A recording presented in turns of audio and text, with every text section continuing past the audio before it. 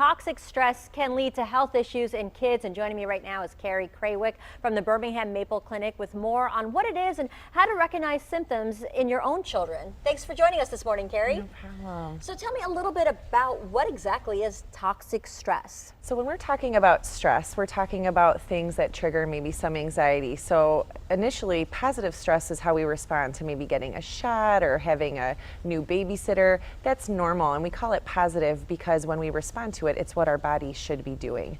Toxic stress is what happens when we're exposed to things over the course of our lifetime, like parent mental illness or substance abuse or even the absence of supportive parents, that those kind of chaotic environments cause stress across a lifetime. And how can you recognize some of those toxic stress symptoms in your own child's life? And I think one of the most important things a parent could do is really look at themselves. How are they coping with the world around them? Do they have supports? Are they feeling overwhelmed? If they're turning to things like substances to cope, that probably is a good sign that they need to evaluate their own coping skills so they can be their best for their children.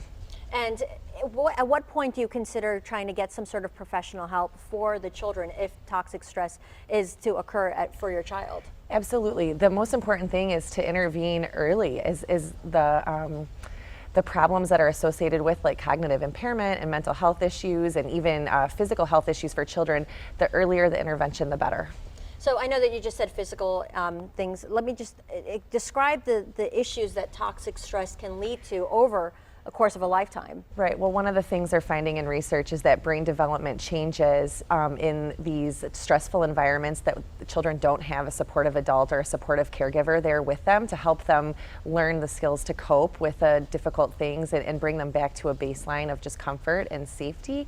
So the things that they're seeing are cognitive impairment, behavioral issues in school, anxiety and depression, substance abuse as the kids grow up and turn into teenagers, things like that. So and even things like immune issues and digestive issues are coming up as a response to these stressful environments. Okay, so let's go ahead and tell us what exactly could people do to have healthy relationships with their children to obviously avoid all of this? Well, absolutely. I think it's parents learning coping skills themselves so that they can teach them to their kids, encouraging good coping in their children, like being in an age-appropriate stressful environment and teaching the skills to cope with that.